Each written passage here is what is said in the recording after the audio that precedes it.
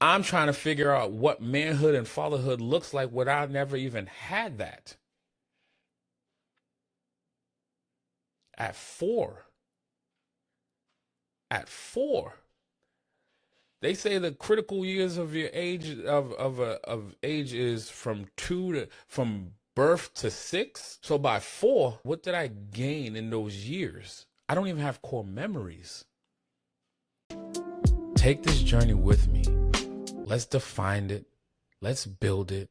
Let's live it together.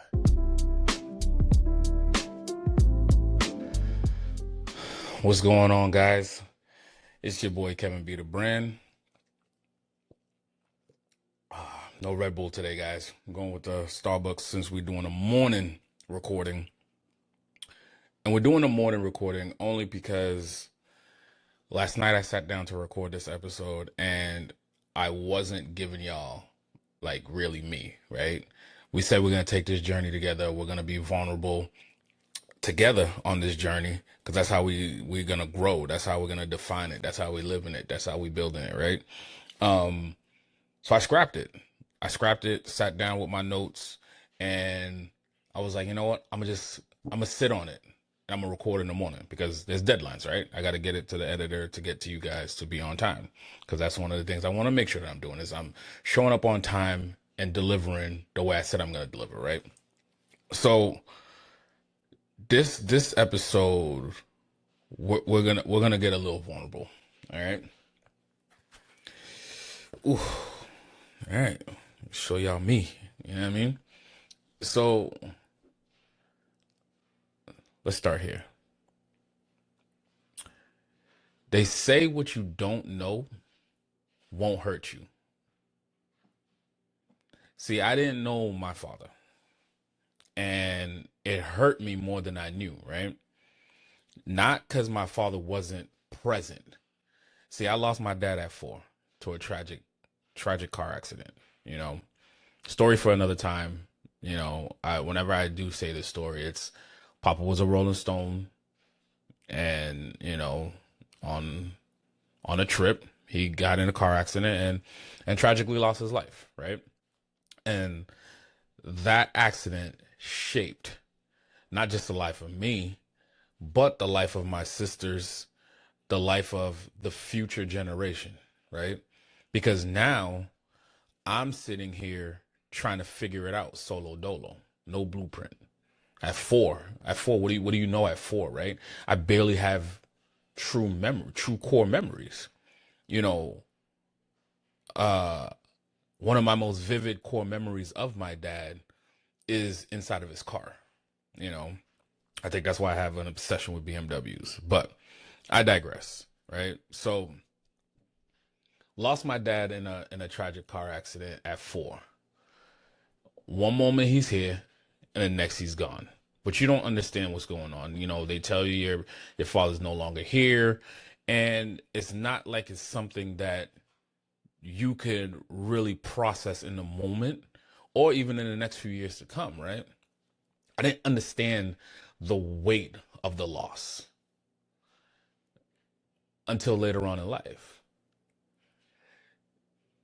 Because when your father's not in your life, no matter what the reason may be, you grow up with a lots of gaps in your identity, gaps in your guidance, gaps in whatever it means to be a man to you, right? It's like imagine walking through life using a map, but missing half the directions. Like you have the latitudes, but there's no longitudes, right? There's no little, I'm aging myself. Yeah, okay. The maps, you guys don't use maps nowadays. You guys are not, you're not from MapQuest generation. Imagine going through life and Waze is not going to redirect you. When you miss that turn, there's no redirection. You got to go figure it out now. That's what it's like when you're missing your father in your life, right? I hope that analogy made sense to you guys because I couldn't use the map one that I had written down in my notes because I realized not all my audience is 41 and grew up in that era where we use maps to travel. So I'm going to use the Waze analogy. It's Imagine going on a long road trip, cross country, using Waze or Google Maps or Apple Maps, whatever maps that you're using. And when you miss that turn, you're like, it's all right. You're waiting for it to redirect you. And it redirects you. It tells you what next exit. It tells you how to turn around, how to get back on path. But imagine there's nothing there to redirect you. That's crazy in itself if you really think about it, right? Because now you got to go figure it out. And now I sit here as a father raising a son of my own, trying to build something I never even got to see, trying to become someone I never even knew. This episode isn't going to be about blame. It's not a boo-hoo situation. It's not something where we're like, oh my God, he had it so hard. No. Was it a little difficult? Absolutely. But again, like I told you, I didn't understand the weight until I got later on in life. There's certain things that you start to feel as when you see others with, right? But coming from where I come from, a lot of the times there's more like you without a father present for whatever reason, right? Then it is a norm to see with a father present. So you don't even really see what you're missing truly until you're now trying to become a man in yourself, right? This episode is more about becoming. It's about what happens when life gives you that void and you decide to fill the purpose, right? You decide to make sure that, okay, this is not going to give me the reroute that I need. Let me figure it out. Along the way, there will be stumbles, right? We know there'll be stumbles. Life is going to life. And now you're trying to figure out life without that example. Absence becomes a presence. Even though my father wasn't physically there, that absence still has his fingerprints all over my life. The same way those fingerprints would have been there if he wasn't in my life.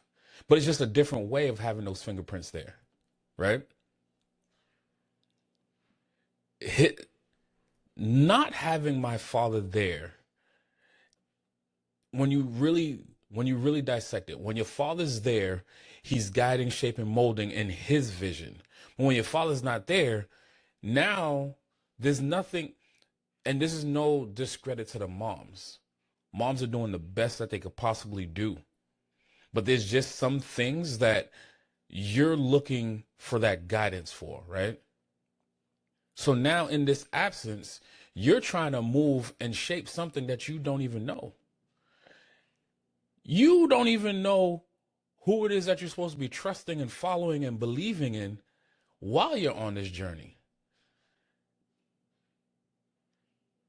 Trying to figure out your self-worth, trying to figure out what manhood actually looks like. Because right, wrong, and indifferent, right? Whether your father is present or whether your father is not present. When he's present, you have something there. Whether it's bad, you're learning to how you're not going to do. If it's good, you're learning how you want to do, all while figuring out who you are. But see, the blueprint's already right there. So imagine those that don't have that blueprint, because you can't walk in your mother's footsteps. It doesn't work like that, right? At some point, you have to go and put 10 toes down yourself. You have to become head of household. And for some, we become head of household very early. At 4 years old, I could not become head of household, clearly, right? I'm not going to sit here and try to act like I was, I'm tough. Look at me, I was head of household at 4. Come on now. I was barely out of potty training. You know what I mean? What they say, you got Similac still on your breath? That's where you're at in life. So now you're being shaped and molded by your mom to the best of her ability, who just lost her husband, who now has to go raise 2 children on her own in a country that's not even hers, trying to learn the language. And oh, by the way, the sole provider is now gone.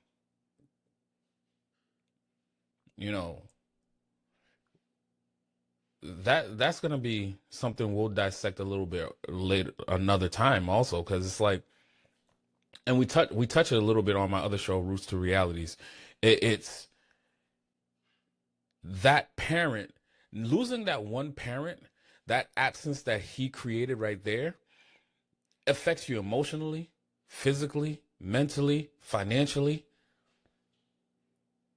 and a bunch of other leads that's probably there also that I'm not even thinking about. But it's happening in real world, but I might not even be seeing it. Now you got to go figure it out, pretending that you already know what it is, because that's what we do as boys, right?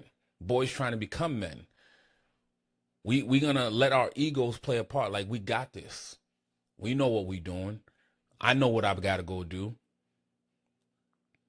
Imagine in your early years as a teen trying to figure out yourself, your self-identity, while navigating through life.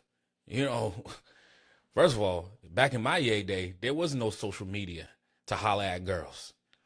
So you're navigating how to talk to girls, figuring out your awkward stages in life, and who you run into to talk to about it. Your mom can only give you the advice from a mom's perspective, from a woman's perspective, right? There's not even that much uncles in the circle for you to look to. Now you're going to go try to fill that void with others.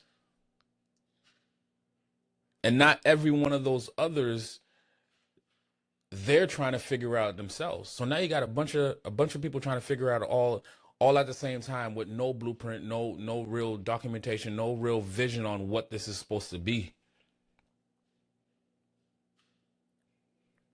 The hard part is when you really think about it, the myths that we learn along the way on what manhood really is does a lot to you silently.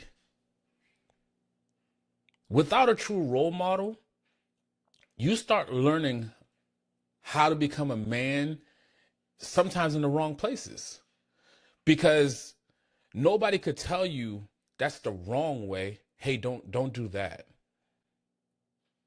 because I went through that, so you don't have to go through that. J-Line, just to let y'all know. And it's true though, right? When your father has already gone through it, now you're hoping that he's not passing on his fears onto you, his shortcomings onto you, right? But when he's already gone through it, he has the experience where he could talk to you about it.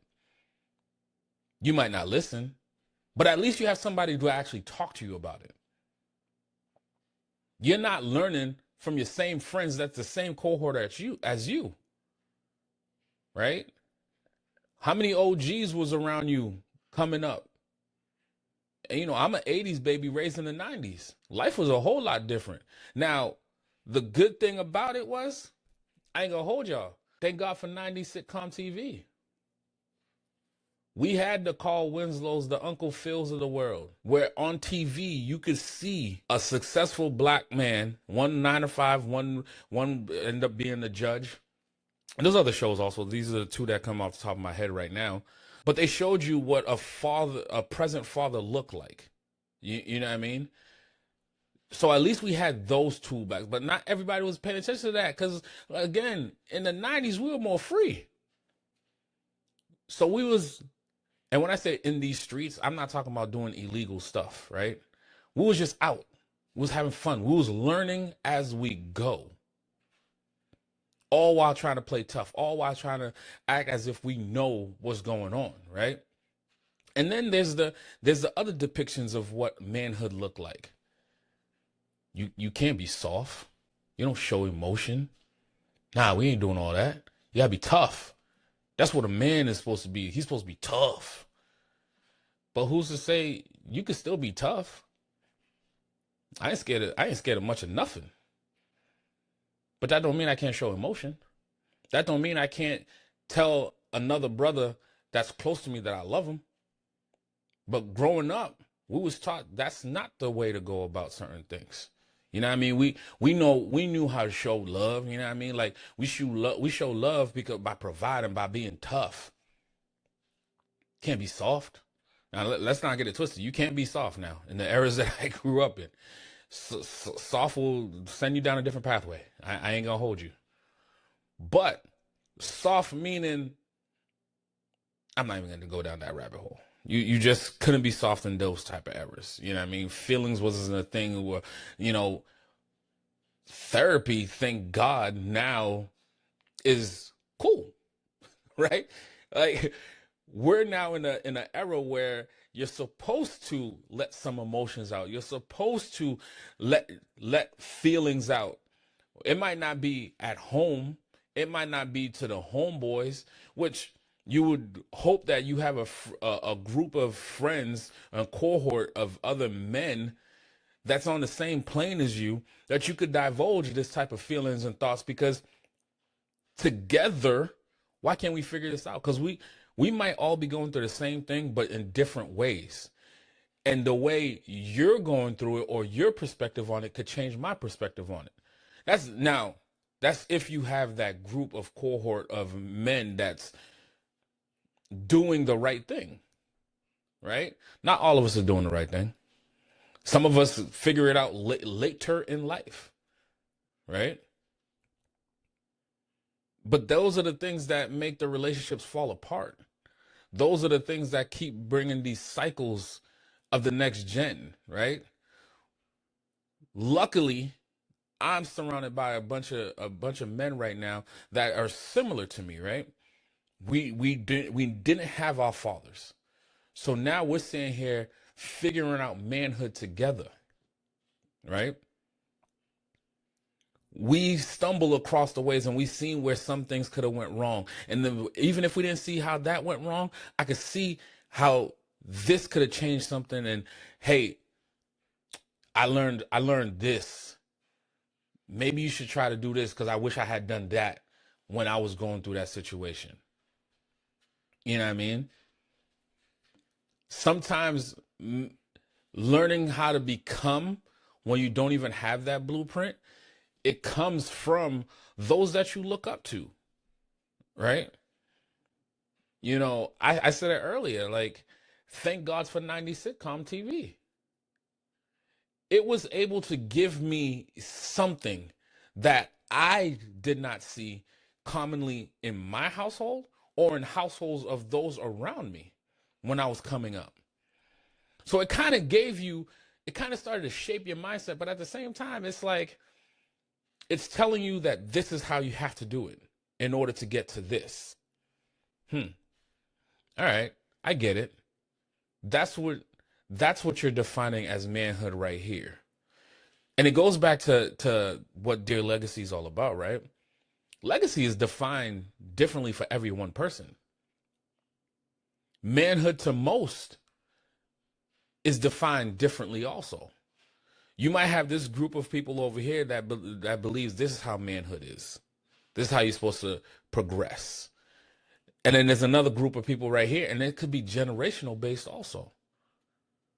What my father would have thought manhood would have been would have probably put me on a different pathway. What I think manhood is going to be different from what Caden thinks manhood is. Right? The crazy thing is, the moment I found out that I was going to be a dad, it literally felt like a blessing and a burden all at once. Stick with me here. Because the reason why I say it's a blessing and a burden all at once, it's a blessing to be bringing life. It's a blessing to now be the dad, right? But at my big ass age of 33, when Caden came, you got to look at it. I'm still developing what manhood is to me, right?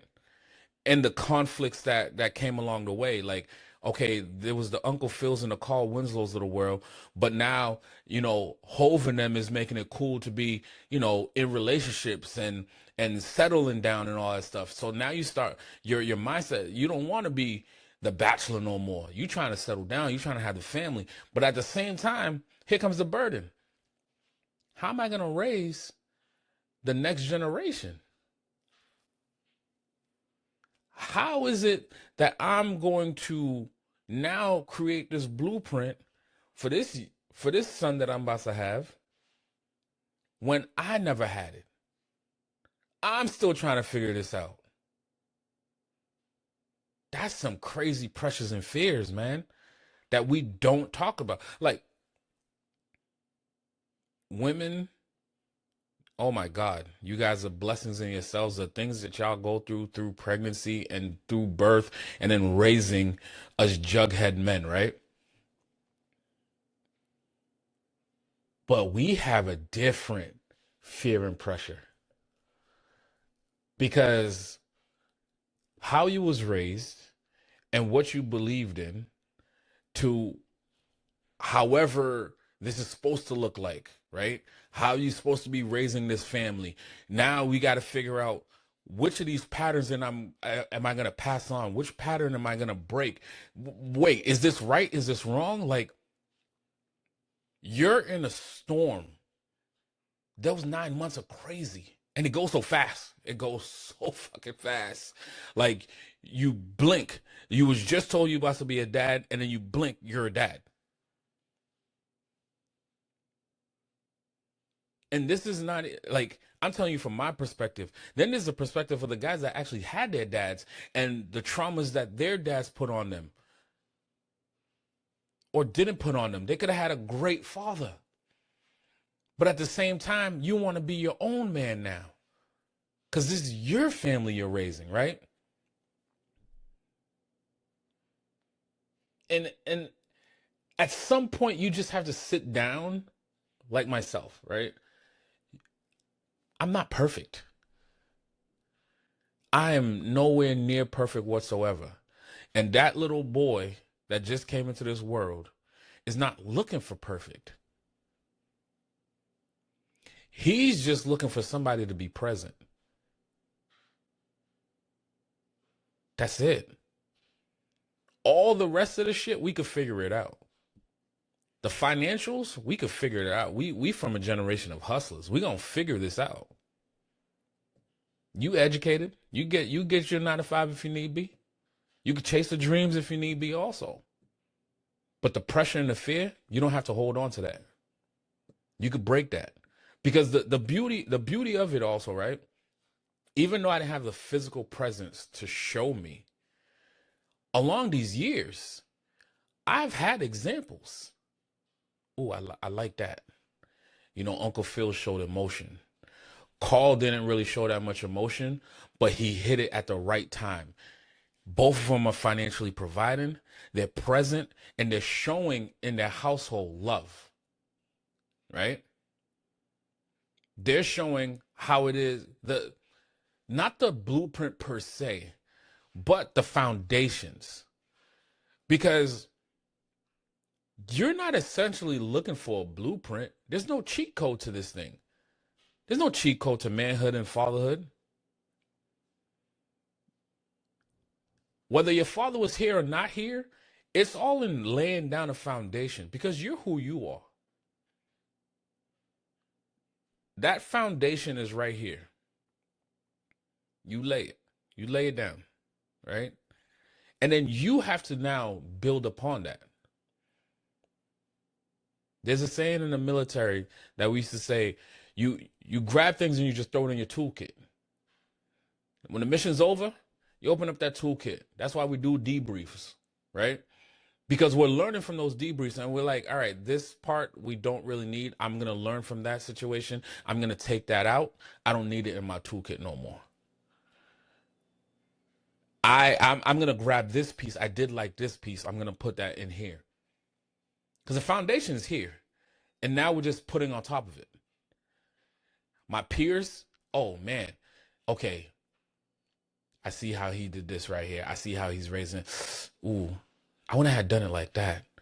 But I see where he was coming from. I could just tweak that. All right, let me grab that. I'm gonna put it in the toolkit. That's how you're gonna become present. We're not looking for perfect because you're gonna keep stumbling. I'm still stumbling. Still stumbling. I promise you. But the part of manhood, at the end of the day, that foundation that you're building on, it's all about leading. right? Is somebody going to believe in your vision or believe in what you're building enough to let you lead? You know, that's a lot for the women's also. They're now taking a step back and saying, you got this, go.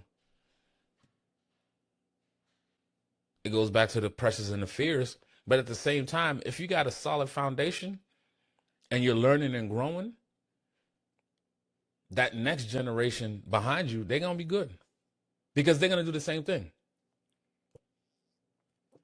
They're going to take that foundation that they see from you and they're going to build from it.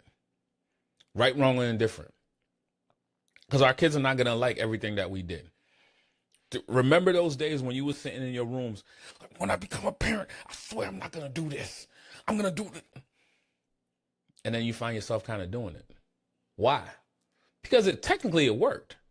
In the moment you're a child, you don't see the benefits of what's going on. You know what I mean? That foundation is where we're always going to go back to. Because sometimes we got to tear it down to the studs. But you know what never ever really gets teared down? The foundation. Very rarely are you going to tear down foundation. Foundation is going to be there at all times.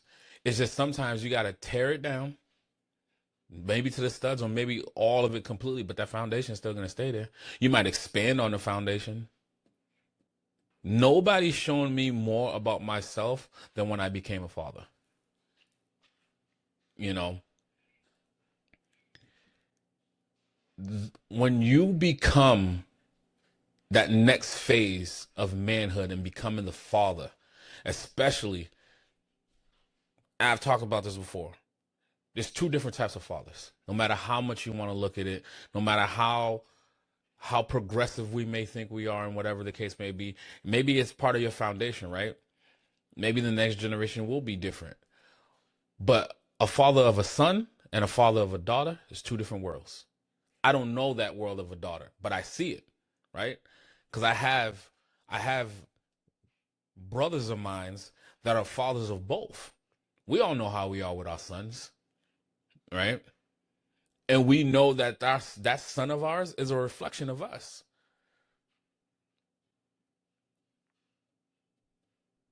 You know, when you're sitting here trying to somewhat forget about the past, if you didn't like what the past was, and you're now trying to do X as part of this journey, right? There's no better teacher than that child looking back at you. That son of yours is you. There's times Kaden will do some stuff, and I be wanting to box him, but then I realize you just want to fight yourself because that's you. The traits that he's showing you is who you are, right? Now you have to realize that, all right, this stuff that he's showing me right now, I'm laying down his foundation. So how am I setting up this foundation for him? What am I putting into his toolkit? You know, what didn't I have in my toolkit that I want in his? Because sometimes my reaction might be based off of my past. How I logically think about things, the pain of not having, right? Because the pain of not having could have two different effects. It could be for the good, it could be for the bad, depending on how you look at it, right? Because when I say it could be for the good, the overcompensation is good for that child in the moment. But what are we doing to them long term? We don't even think about that. We think about, I want to make sure that I'm giving my child what I never had. Right? Sometimes, for me, right, what I realize, there are moments I'm not just raising Caden, I'm also raising myself. Not raising myself per se as an adult, We're always going to be doing that because we're living, we're growing, we're developing. Our thoughts, our mindsets, those all change. What I mean is, I'm not just raising my son, I'm raising me, smaller me, younger me, that 4-year-old me, right? Because I just mentioned, because I never had, I'm now trying to give Caden everything I never had.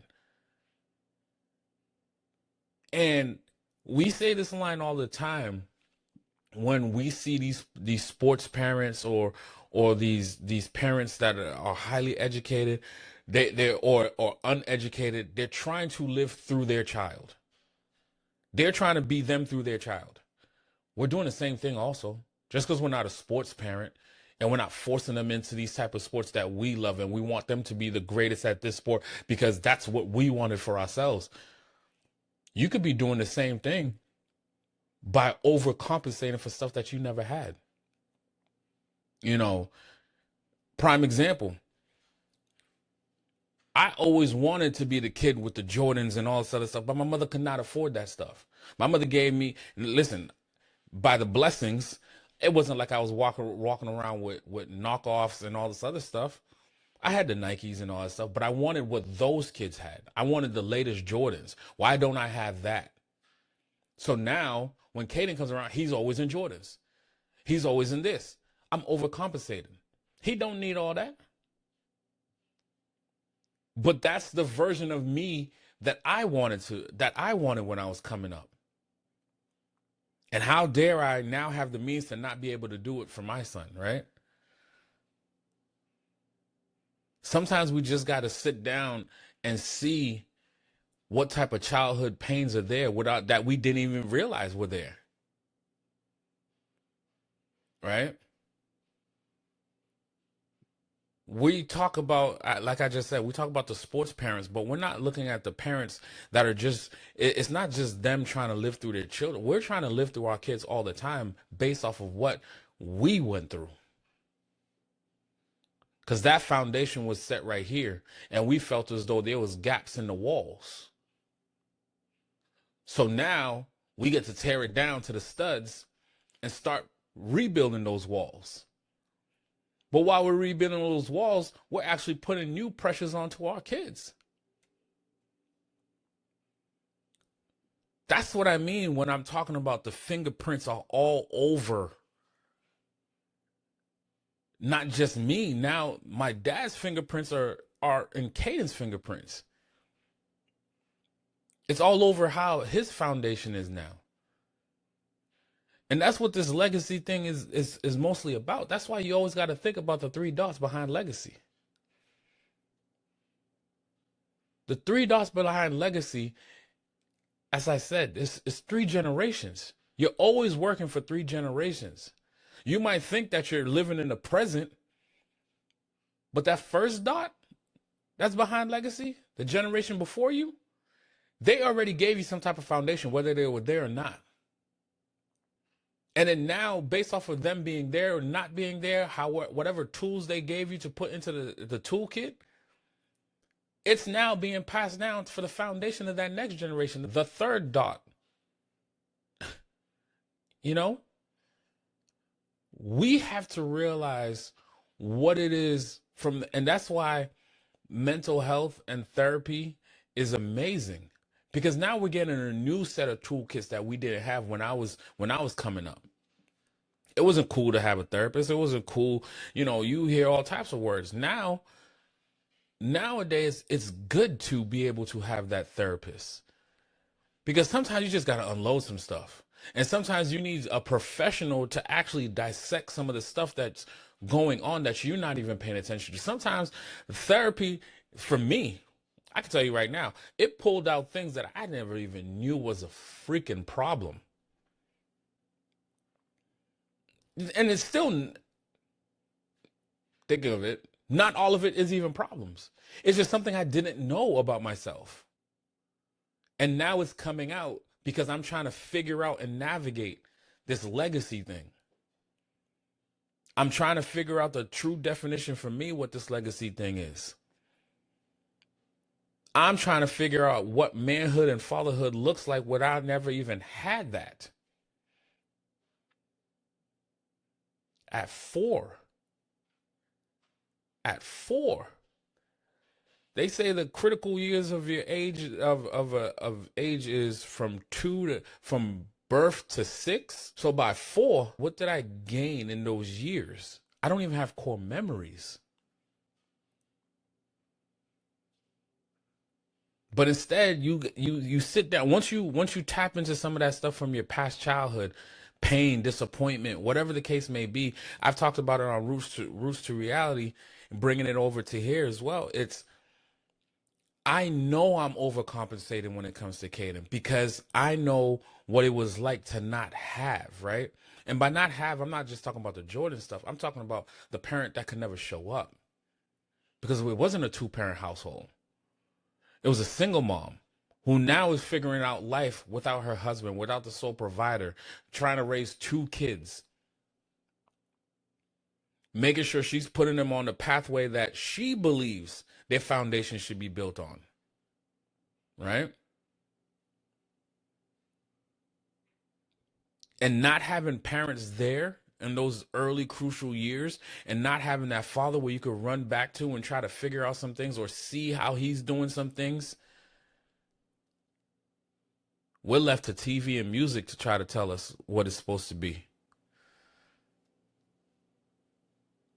We're left to our friends trying to tell us what it's supposed to be, all while they're trying to figure it out the same way at the same time. Sometimes you just got to slow down and try to break the cycles, right? One of my favorite movies, don't judge, is Lion King.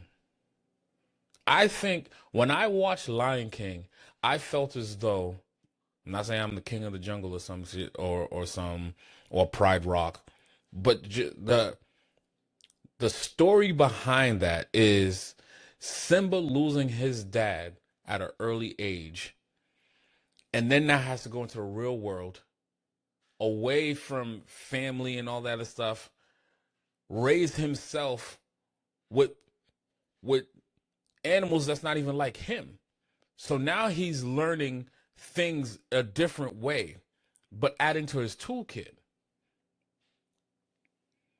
but still battling not having his father around. And what made it even worse, he didn't even have his mother around.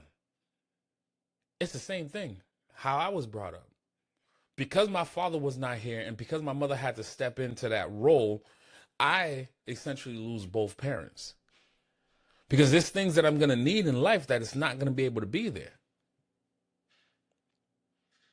And when you slow down, you start to think about these things, and now you're the father, and you're thinking about, what am I doing? How am I growing? How am I developing? What is the foundation going to be? What is the structure looking like?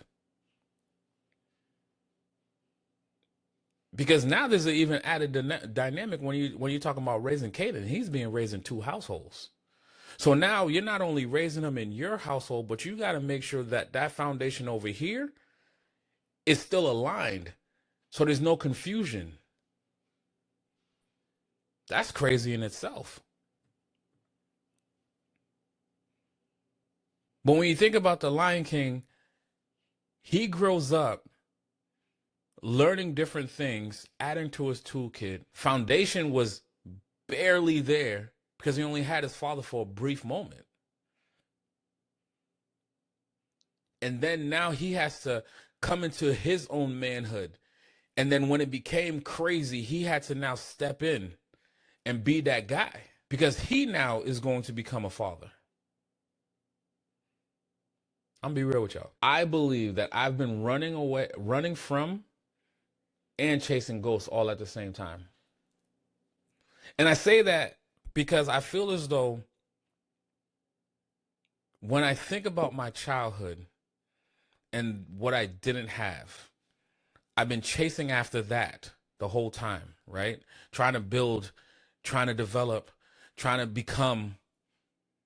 But at the same time, I saw the things that, not having your paperwork in order, not having this in order, putting your family in a situation where now it's just this and they got to go fend for themselves. So now I'm saying I'm pushing back away from that. I'm like, nah, I'm not going to be that. I'm going to make sure that I'm this way. I'm making sure I'm this way. But at the same time, I'm a lost little boy in essence, running towards the ghost of my dad, but at the same time trying to run away from the ghost of my dad. Do you know what kind of hurricane that is? What kind of turmoil that is in your brain? And now there's another generation behind you looking back at you, and you got to figure this out. There's days where I'm sitting here trying to feel like I got to prove to him that I could do this. I could be better. And there's other days where I'm like, I'm hoping to become the man that he thought I would have become. Because at one point he held me and he had these fears. He had the pressures. He had a whole vision. Just like I have a whole vision for Caden. But that's my vision. All I could do is put the foundation. All I could do is build it up. All I could do is add to his toolkit, and all I could do is be present. All the other stuff, you know what I mean? Give him that emotional, give him the physical, the financial stuff, that stuff comes. It comes. Right? Sometimes I sit here and I think, like, where I'm at right now, at this big old age of 41, am I even living up to what this man's vision was? I'm not pointing at it right here. Am I living up to what this man's vision was? Am I living to what his vision is of me? Dot number 3, right here. Y'all see my Lion King? Put it right next to my dad and Caden, right? You know, what was my father's vision for me? How was he going to raise me? What was he going to put into the toolkits for me? One will not, I'll never know because it was cut short, right? But I do know what my vision is for Caden. I know the life that I want him to have. I want to make sure that he has, even with the overcompensated, even if you like dial that down a little bit, he's in a position where his foundation is set. Now he's in a position where he could go out there and go build his own structure. All I can do is just add to the toolkit. You know, what I've learned in this journey, sitting down and healing the inner child, right, while overcompensating being a father and all that stuff, and still developing what it means to be a father, what it means to be a man, is healing doesn't mean forgetting about the past, right? I would hope you don't forget about the past, even if you're traumatized from the past, because you get with your therapist, you work through those traumas, and you build from it. Why was it traumatic for you? Okay, this is what made it traumatic for me. I did not like how this went down. All right, that's me adding to my toolkit, because now as I'm building that next foundation for dot number 3 of Behind Dear Legacy, that foundation, okay, I didn't like that. I'm going to do it this way, and hopefully it works better in their favor. But as long as you're present and you keep adding to that toolkit, I don't see how you're going to be wrong. It's about showing up with love, even when you're still figuring it out. That's one thing that I learned. It's the same principles as business when you think about it. Just show up. Even if you're still figuring it out, even if you're struggling, just show up. I'm not here chasing some perfect image of a father anymore. I'm just going to show up day in and day out. The presence to me is part of the legacy. That is more of the foundation from what I'm learning, from how everything that shaped me, of my father not being around ever since I was 4, and trying to figure it out and add into my toolkit left and right, that's the part of the legacy. It's showing up. It's not just in business, it's in life. We just have to show up and let our presence be the legacy. I got to think about, what is it that Caden's going to remember about me? He's never going to sit there and fix his lips to say my dad was flawless, my dad was perfect. But what he can do is he can say my dad was there. He might say my dad was too much there. You know, we talked about that on the other pod. You know, I'm not setting a stage for where Caden could say that I wasn't there, so long as there's air in my lungs, right? As long as God keeps blessing me to wake up another day, he is going to know that his father's there. His father's going to always be there. And I'm setting you up for what I believe success should be for you. I'm setting it up as a stage for where you could grow and fall at the same time. But when you fall, just know I'm here. When you have those questions, just know I'm here. That's the difference. You don't have to go and try to learn it. Not saying that is wrong. You could learn from other folks as well. But I'm giving you a foundation over here. And if you like this thing from this person's toolkit, go ahead and grab that. Add it to your toolkit, because you're going to be your own man. You're going to go raise your own family someday. And I just want you to be present for your family. Because if I'm doing things the way that I'm supposed to be doing things right now, I'm setting up you and the next you, the next generation, because we're all working on threes. I'm just a part of the three where I have to actually build it out, lay the foundation. Caden, you have the foundation set. Now you just got to go be a dad. You just got to go be a husband, right? And show up with love. Because nobody wants to show up with any type of resentment, because you're messing up the foundation. And I don't know what type of resentments you might have later on in life. I can't see into the future. I could only just be as most present as I possibly can be in this journey, because I never had it. So now I'm trying to give you what I never had. And I'm not talking about the money. I'm not talking about the sports. I'm not talking about all that. That shit's all bonus. That's bonus work. What I didn't have was the present dad. Not because he didn't want to, but because tragedy struck. I didn't know my father, but I know who I want to be for my son. That's the part of the 3 dots of Dear Legacy.